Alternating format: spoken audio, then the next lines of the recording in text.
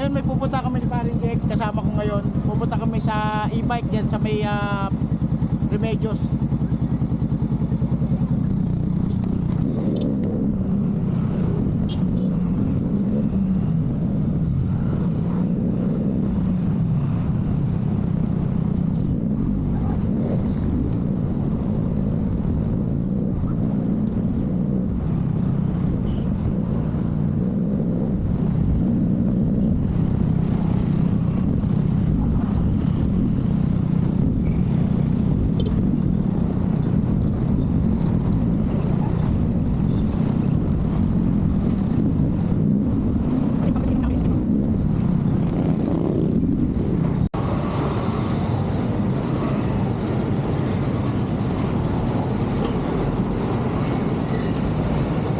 Papagas muna kami dahil medyo napahanggang.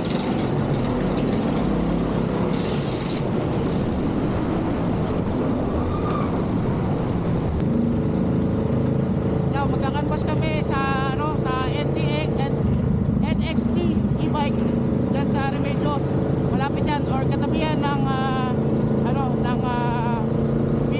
Philippine Women University.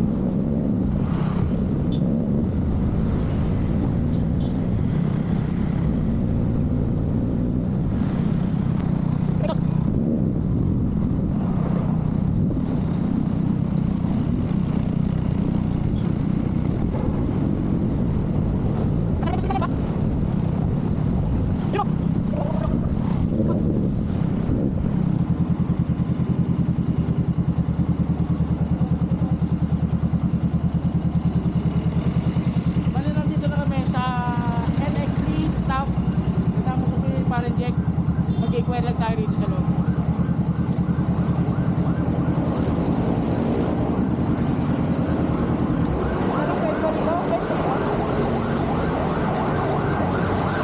Wala ba tawing dito? Wala tawing? Wala tawing?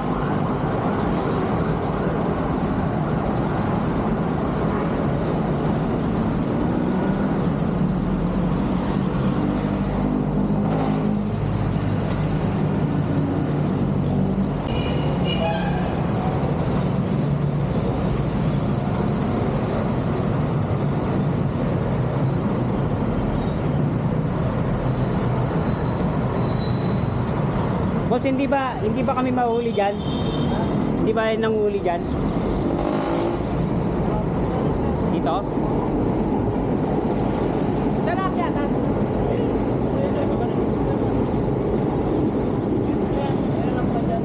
Sige, ako muna. Oh, yeah. Para ano. Bali, kailangan namin bakit.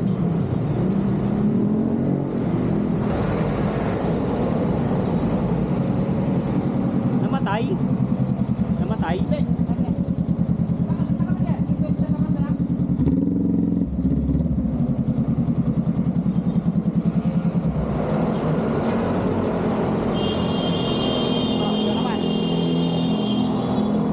Ngayon naman, ipaparada naman ni Paring Jack dito sa kabila rin, susunod sa akin.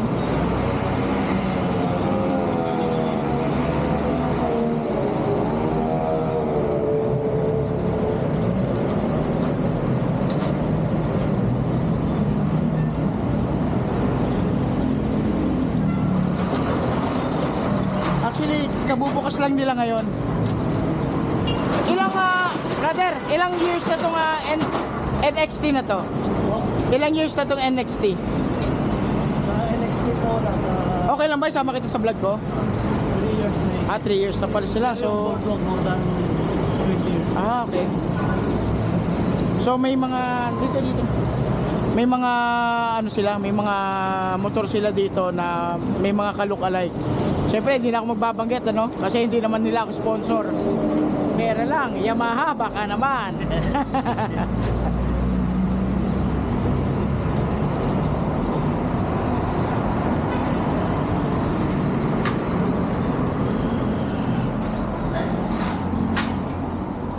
Ito may ano, crash guard. Ito may crash guard nila. Ito yata yung parang high-end nila. Voltares Pro S. Ilang cc po ito? Hindi, wala po sa CC. Baka nasa 1... Ay, ilang watts? Watts ba ang ano? Watts daw pala ang ano? 3,000 watts. 3,000 watts. Yung ganito, Parehas lang po, 3,000. yung ganon, 6,000 watts po yung... kaya pala malayo eh. Kaya, yung pinaka-latest nila. kaya pala malayo ang nararating nun. Hanggang 200 kilometers po yun. Mag-inquire po kasi kami. Tsaka, hihingi na rin kami ng brochure para sa mga kasama namin na gusto rin kumuha. Ano po bang malimit na sa tingin nyo madaling masira or hindi ba siya sa baha?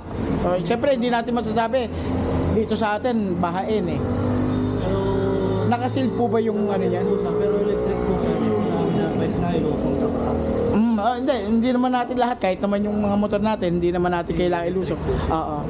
So, nasaan ang baterya niya? Nasa may parting upuan? Sa upuan po.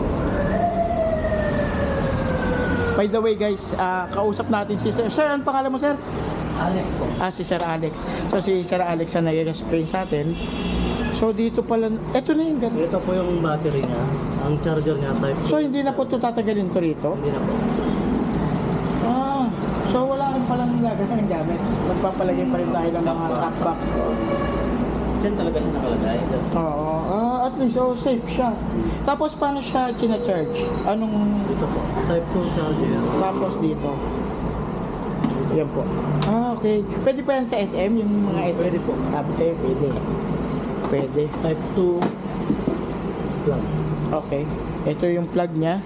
Doon isasaksak. So, pwede yan doon sa mga ordinary plug, ano? May inverter naman yan, ano? Ayun. Okay, thank you kay Sir Alex. At tapos, ang magkano ang down payment? Magkano ang monthly per 1 year, 2 years, 3 years? Sa home credit po, depende po. Dapat po may product offer po kayo. Na at least 200 product offer. Sa home credit. Sa cash po to, 168.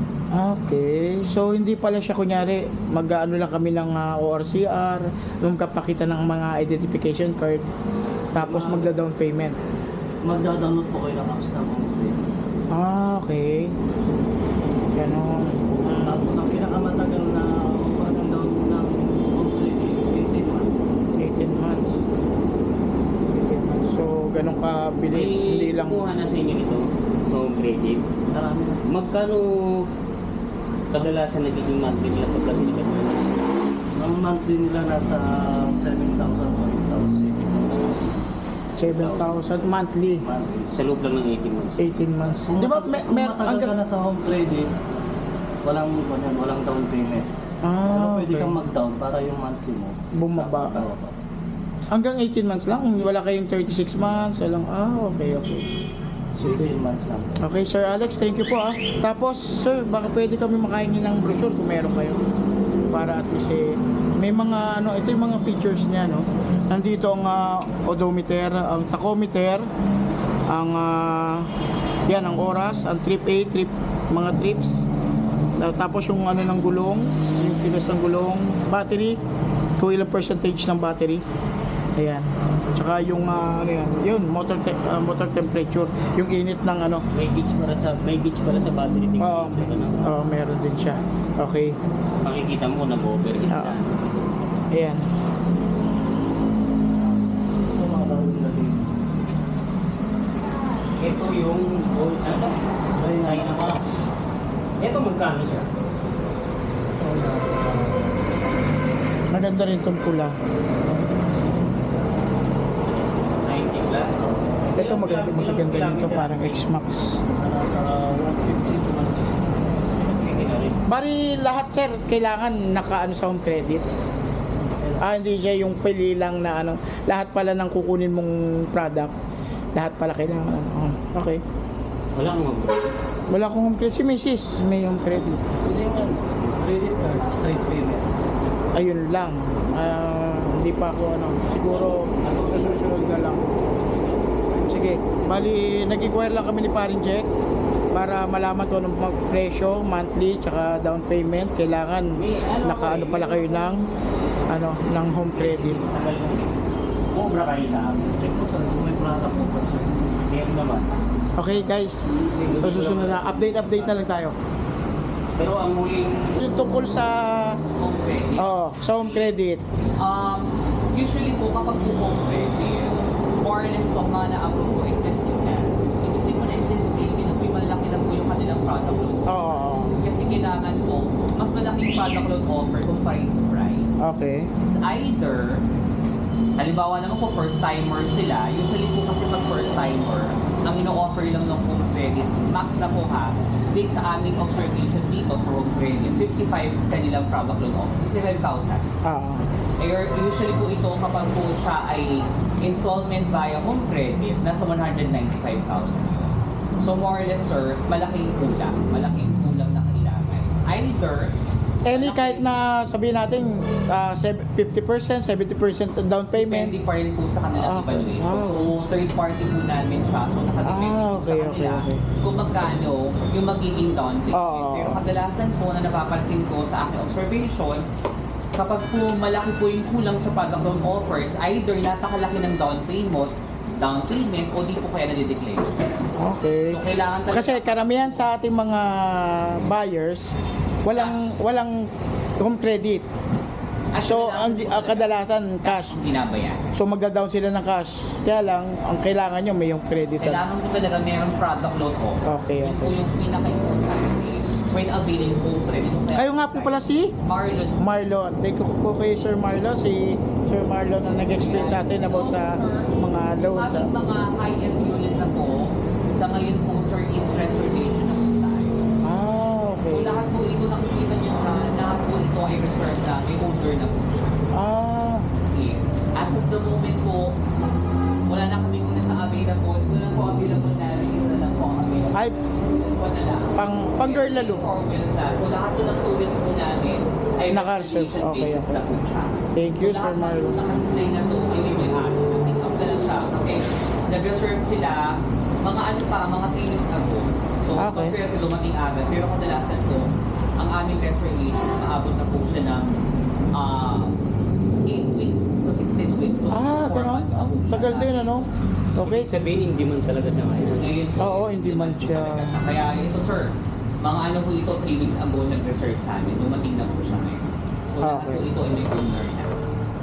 So, hindi na kami pwedeng bumili. Kadalasan, yung gaano katagal ang buhay ng battery? Actually sir, kapag po life ni GoFord po, ang kanya pong life cycle na tawag po ay 2,000 cycle.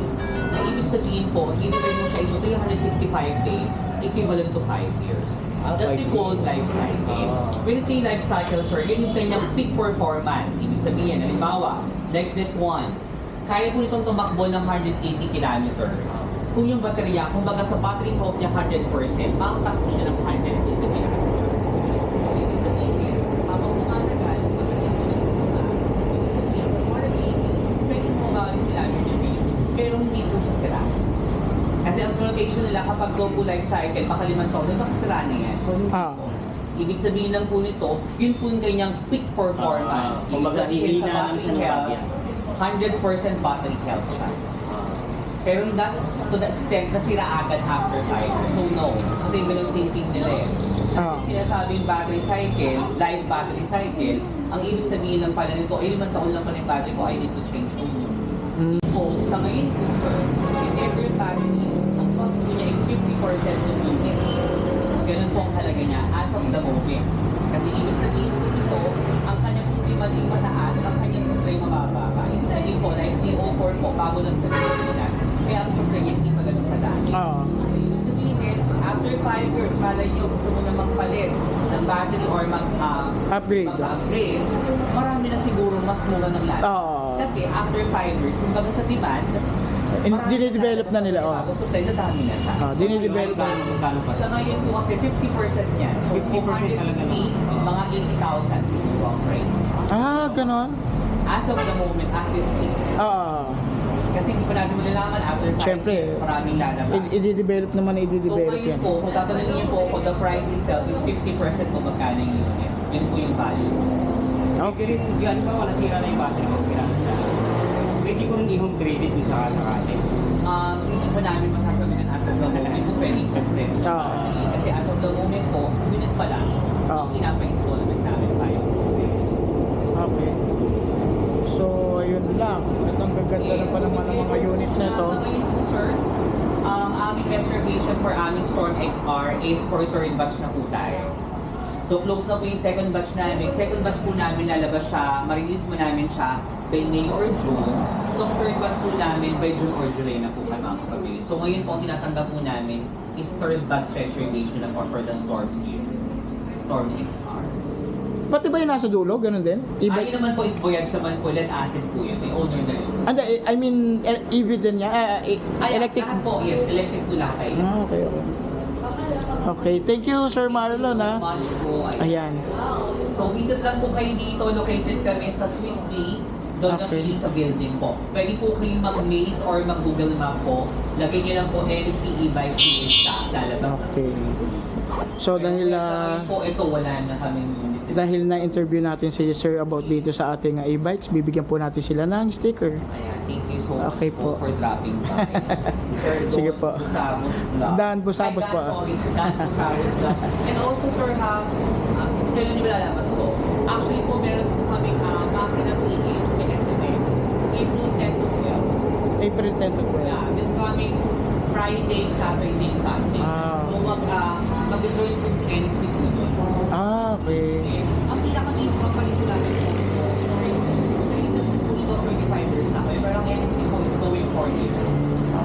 So bago lang, bata pa. Going 4 years na po kami. So ang ganda ng ano mo, parang XX Max style, tapos Yes, Dyna. yung isa parang Jeep AGV. Pick up na lang sila dito. So mula rito hanggang doon puro electric bike. Okay? Thank you Sir Marlon. You try niyo po mag-drop in. Wala po yung exit ko. Sa Walgreens namin meron kami flex ride. Gold 3 dito sa... Last, ano po, bago mag-ulit, meron din dito. Dito malapit. Oh, yes.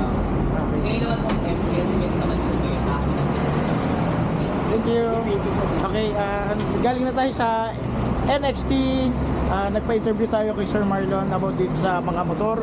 At kami uuwi na dahil inquire lang kami. So, bukas or sa pagpasok namin, pag-uusapan namin kung anong magiging desisyon namin ni Sir Jack.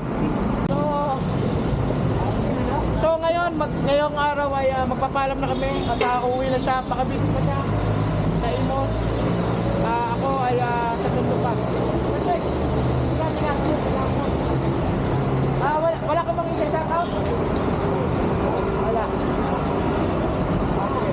Okay, pauwi na kami ni Sir Jack ngayon at magkakanya-kanya na kaming bahay. Babush!